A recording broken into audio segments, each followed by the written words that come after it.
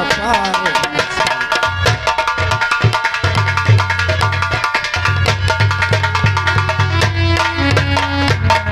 स्वामी और सुनो, जिस प्रकार तुमने मुझसे छल से सौगंध खिलाकर यह वरदान मांगा है, मैं तुम्हारे पहले वरदान से हूं, परंतु जो तुमने दूसरा वरदान मांगा है कि मेरा अति प्रिय पुत्र राम वनवास जाए, वो भी 14 वर्षों के लिए, ये तुमने सोच कैसे लिया? पर राम बनों में बास करे महारानी। हाँ कहिए स्वामी। पर राम बनों में बास करे और फिर वो भी 14 वर्षों को, और इसमें क्या तूने सोचा है मैं समझ न पाया भेद।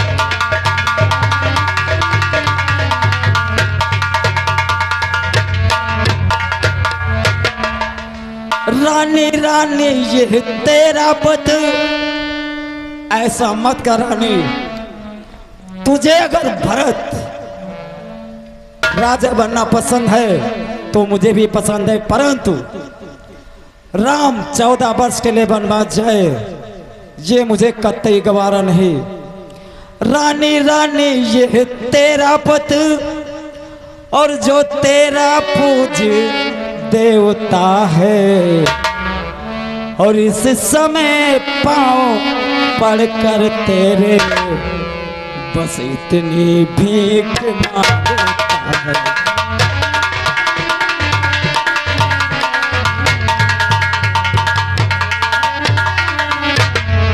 ऐसा मत कर रानी। महाराज जी, कुछ क्रोध नहीं, अपमान नहीं करती हूँ मैं, उपहास नहीं। तुम ये कह दो दूंगा नहीं, ये है पिछला वरदान नहीं। चिकनी छुपड़ी बातें कहकर स्वामी बोलो। क्या बोलूं, तुमने बोलने के लायक तो कुछ छोड़ा नहीं। क्या हुआ स्वामी? मैं अब भी तुमसे हाथ जोड़कर नहीं बतलाओ तो 2 वर्षों मैंने मांगी है, अरे उनको बदल नहीं सकती। पड़ गई रेखी जब पत्थर पर धोने से निकल नहीं सकती।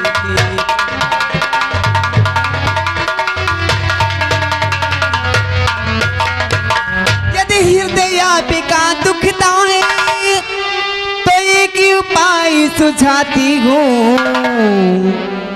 स्वामी। यदि हृदय का दुखता है हर एक उपाय सुझाती हूँ। बूढ़ी आँखों की आगे घी मैं सरल उपाय बताती हूँ।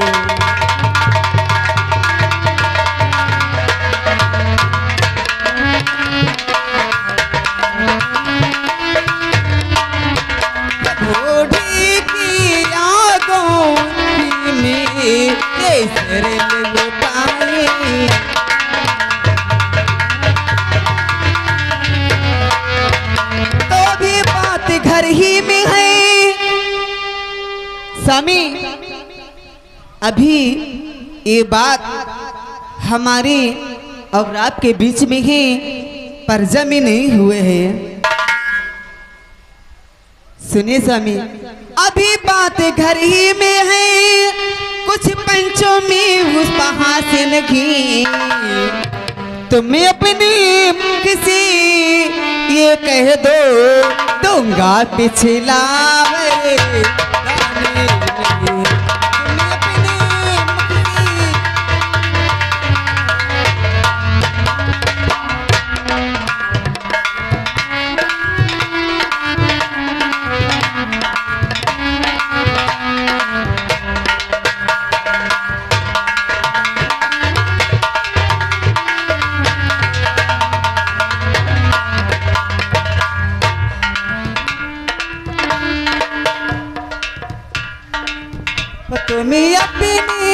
खिसी के दो क्यों रात चिला बन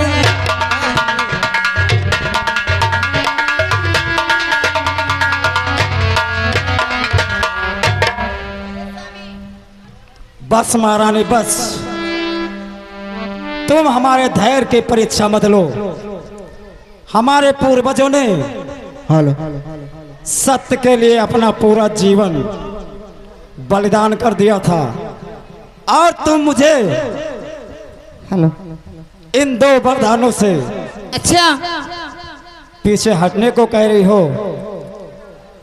ओ नीच बुद्धि वाली नारी, अरे ऊंचे से हमें गिराती है, जो सत्य हमारा जीवन है उससे तू हमें दिखाती है। अच्छा और सुन, हाँ कहिए। हम सूर्य वंश के में चादर में कालिमा नहीं आने देंगे, और सोचेंगे शरबत दे देंगे, पर वचन नहीं अच्छा स्वामी, कहो। आप सतत की बात कर रहे हैं, तो सतत की बात मैं आपको बतलाती हूँ। बोलो। सत्यवादिता निप्र हरिश्चंद्र, सत्यवादी था निप्र हरिश्चंद्र, जिसने सत्य संकट में जिसका सच्चाई का चिराग जगमगा रहा है मरघट पे। दूसरे थे शिव, नहीं सोचते हैं अपना रक्षा के कबूतर पर कुछ मांस तोलते हैं अपना। और तीसरे थे शिव दधीच, जो स्वयं दान कर लेते हैं, आकर इंद्र मांगता है तो हड्डी अपना दे देते हैं। मैं हरिश्चंद्र जैसा वरघड़ का मांस न मांग रही, शिव दधीच जैसा हड्डी या मांस न मांग रही, मैं मांग रही अपना कर्जा।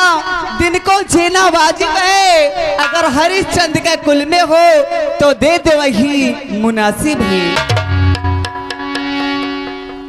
दे दो ना स्वामी, दो वरदान। राम को 14 बरस के लिए वनवास, और मेरे बेटे भरतलाल का रास तिलक। मैं सब समझ रहा हूं कि जो इस समय तुम्हारे सर पे सवार है, याद रखना मैं अपने शब्दों से कभी पीछे नहीं हटूंगा, क्योंकि मेरे पूर्वज सभी अपने बातों से कभी मुकरने नहीं है। इसलिए मेरी बात सुन।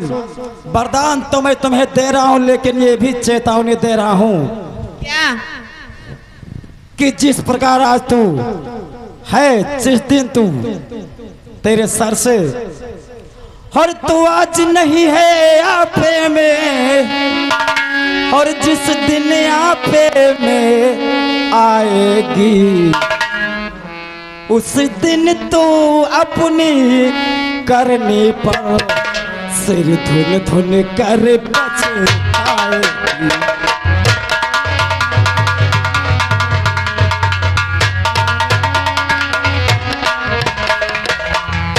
मेरा कुछ नहीं बिगड़ता है, जो तो मुझको ललकार रही है, रानी अपने पाँव में खुद आप पुल्हारे मार रही।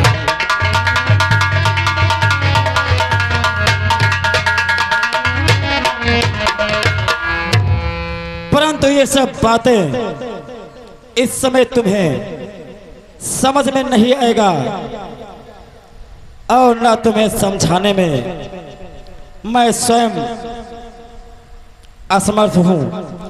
इसलिए सुनो। रानी रानी आंचल पसार, लो मैं पसार रही हूँ। रानी रानी आंचल पसार, कर्जा ले और दान भी ले राज और वनवास भी ले, बर भी ले और प्राण भी ले। अब मैं सब कुछ तुम्हें देकर अपने राम के बगैर मैं कैसे रह सकता हूँ। जाओ, खुश रहो।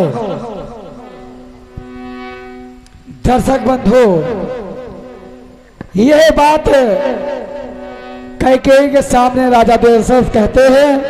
कहते कहते वो मूर्छित अवस्था में आ जाते हैं।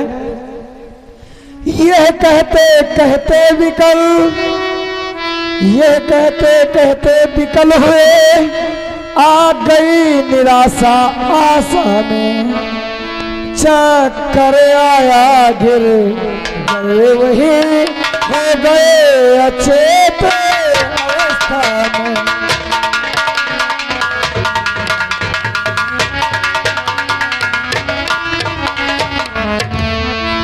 दर्शक बंधु,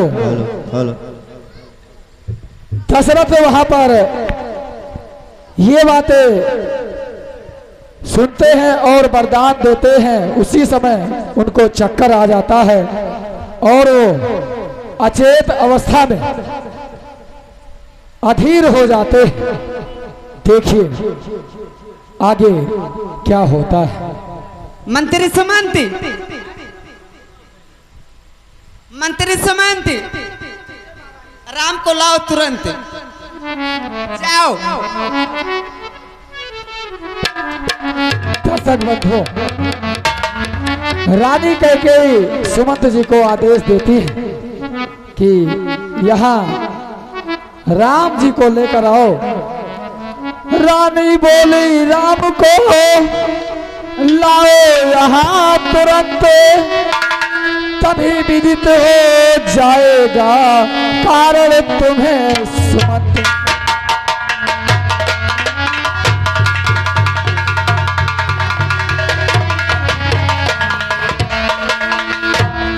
जो क्या कहकर चला सचिव नवा कर माथ, चलता है पर सो गए पाँव न देते साथ।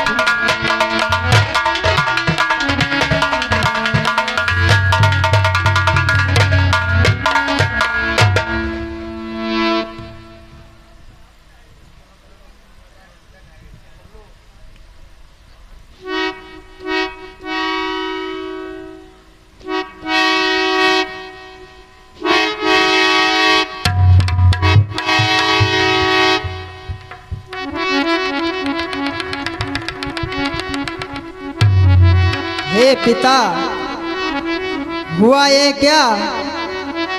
क्यों तुमको मूर्छा आई है?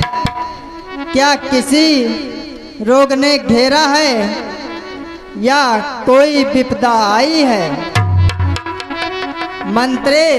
मंत्री, माता माता, ये ऐसे क्यों अकुलाए हैं? क्या मुझसे कुछ अपराध हुआ जो मेरे पिता रिसाए हैं? क्या हुआ माता, जो पिताजी ऐसे मूर्छा में पड़े हुए हैं? पुत्र राम जानना चाहते हो? हाँ माता।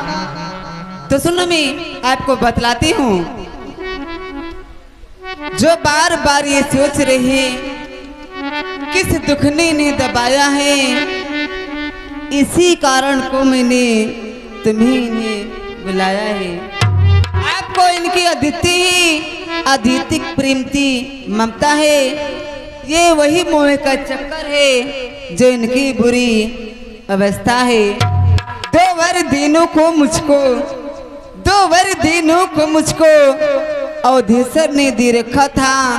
जब समय हुआ तो मांग लिया जो भी कुछ मुझे मांगना था। मांगा भरत को राज तिलक और 14 बरस वनवास तुम्हें। ये सुन निप्री मूर्छित हुए, इच्छा तुम्हें रखे 5 सदा।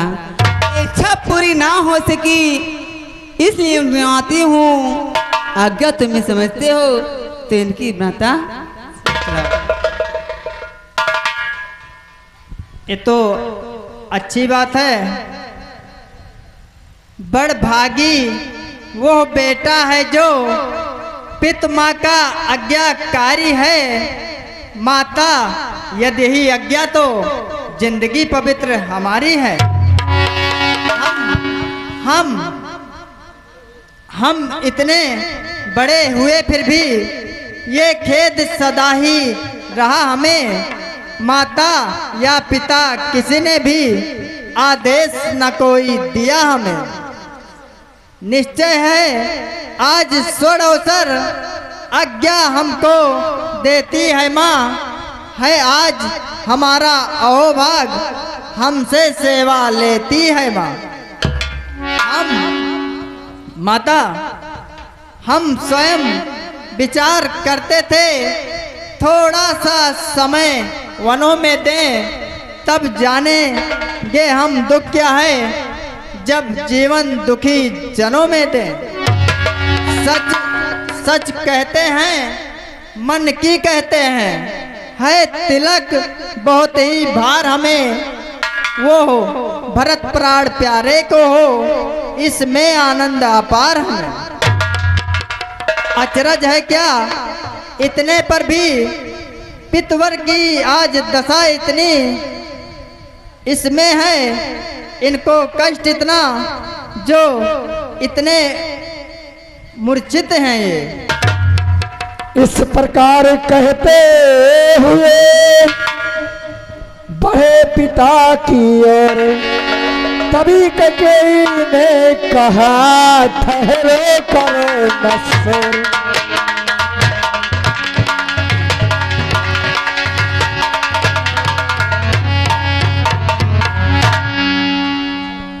देखो राम, हाँ माता, जितना ही क्षण तुम रहोगे यहाँ इनका संताप न जाएगा, इसलिए मैं कहती हूँ कि जितनी जल्दी हो सके उतनी ही जल्दी आज्ञा ले लो और वनवास के लिए तैयार हो जाओ।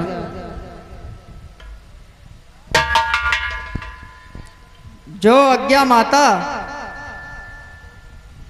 लेकिन एक बात मैं कह देती हूँ, जाओ अपनी माता कौशल्या से विदा होकर आओ और यही पे आना, क्योंकि मैं अगर इस पोशाक में तुम वन को जाओगे तो शोभा नहीं देगा, इसलिए मैं आपके लिए वक्ल वस्त्र यानी वनवासी वस्त्र मंगाती हूँ, उसी पहन को वन को जाना।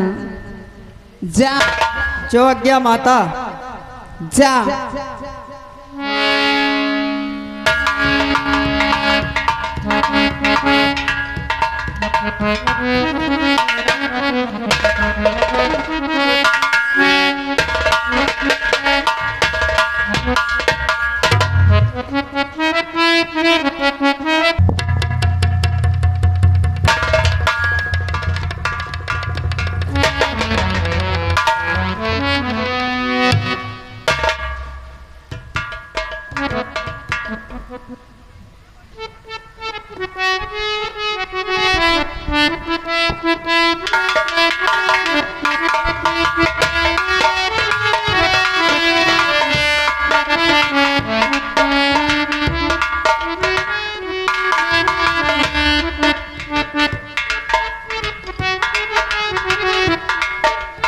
जब रात पिता के पास गए तो उनकी वही अवस्था थी, अब माँ से मिलने आए तो उनकी भी यही अवस्था है।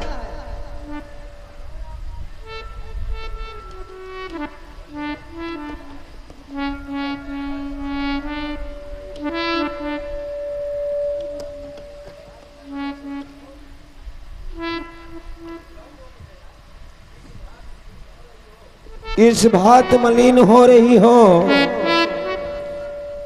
जैसे कंगालन हो कोई, मुरझाई हो ऐसी जैसी, बरसों की रोगिन हो जैसी।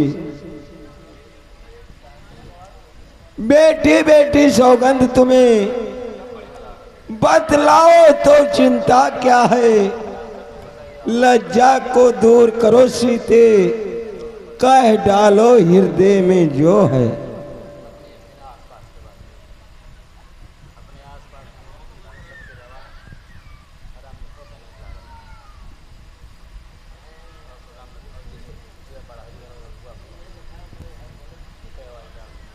आपसे आज्ञा लेने के लिए आया हूँ। आप मुझे आज्ञा दीजिए माता। 14 वर्ष का बन दिया है पिता ने माता ने, 14 वर्ष का बन दिया है पिता ने माता ने, लेख नहीं मिट सकता जो लिख दिया विधाता ने, किसके लिए होगा वो, मुझे मत होगा वो, किसके लिए होगा वो, मुझे मत होगा वो। मेरी माँ मेरी माँ मेरी माँ, मेरी माँ मेरी माँ, मुझे आज्ञा दे दो माता, मुझे आज्ञा दे दो माँ। 14 वर्ष का बन दिया है पिता ने माता ने, 14 वर्ष का बन दिया है पिता ने माता ने, लेख नहीं मिट सकता जो लिख दिया विधाता ने, जिसके लिए होगा वो, मुझे मत होगा वो।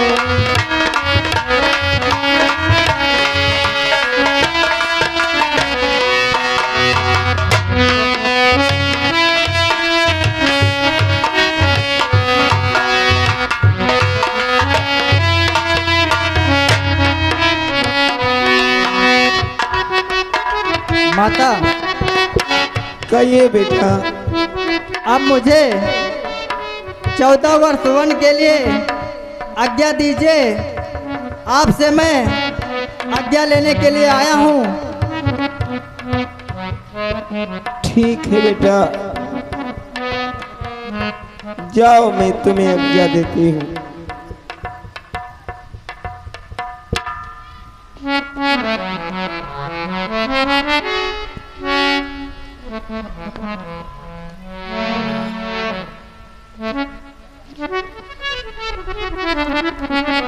आते, लेकिन उससे पहले वहां मां जानकी जी मास के पास रहती हैं और उनसे माता जी तथा सीता जी से क्या वार्तालाप होती है, आगे का सीन आप लोगों के समक्ष प्रस्तुत है।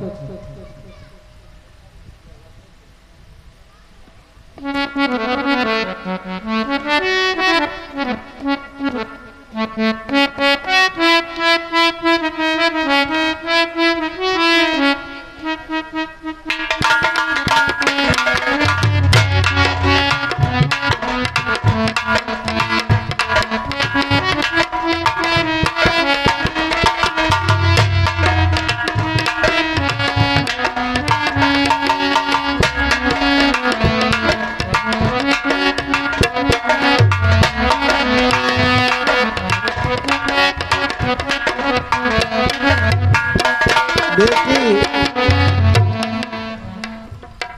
क्या रो रही हो, क्या बात है बेटी?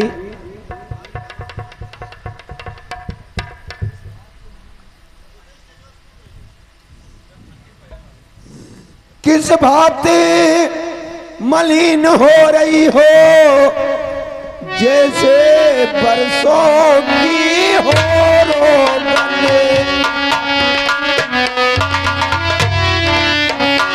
जैसे बरसों की हो रोगन।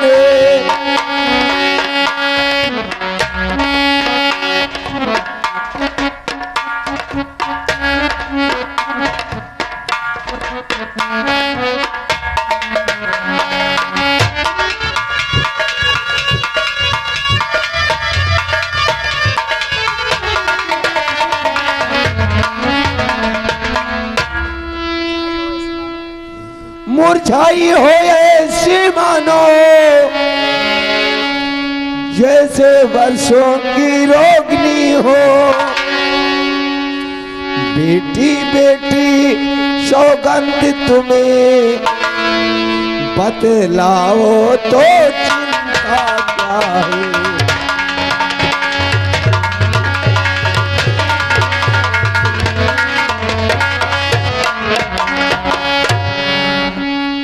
लज्जा को दूर करो सीते, कह डालो जो मन में दे,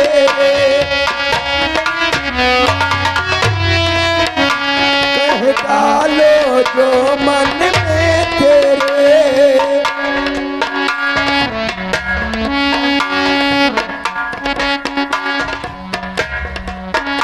कह डालो जो हृदय में हो, जो कहना है वो कह डालो।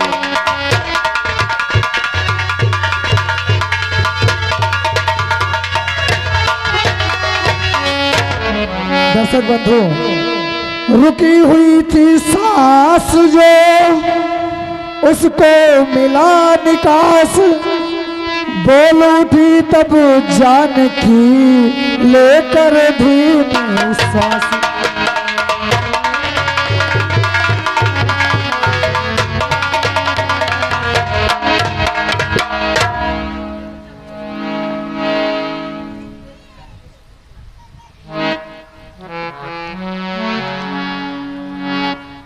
सीते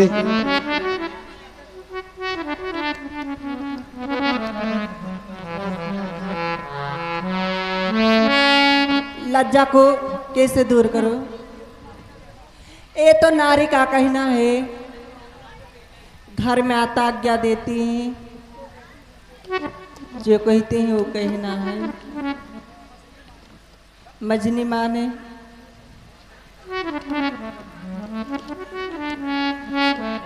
कौशल पत्ते वरदान नहीं लिए तो क्या है? पहला तो भरतराज का है, दूसरा मंत का।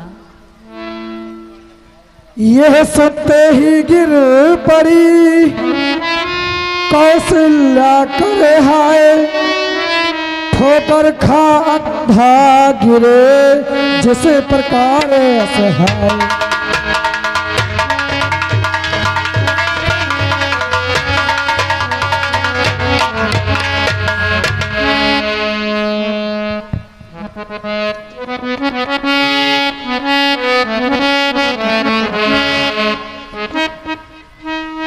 दर्शक बंधु,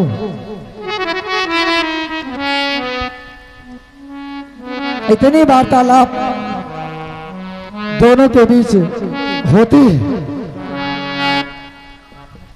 फिर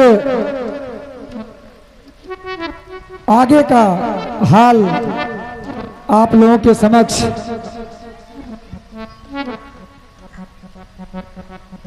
हेलो दर्शक बंधुओं, जब ये समाचार कि भगवान प्रभु वन को जा रहे हैं, तो माँ सीता सोचती है कि भगवान सबसे पहले अपनी माँ के ही पास जाएंगे।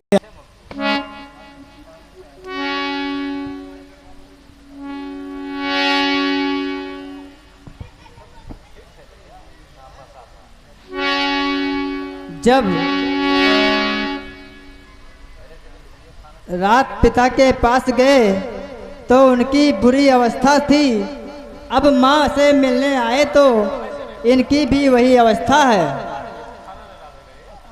सीते सीते क्यों रोती हो, क्या धरा वेदनाओं में है, सुख दुख है एक समान उन्हें, बल जिनकी आत्माओं में है।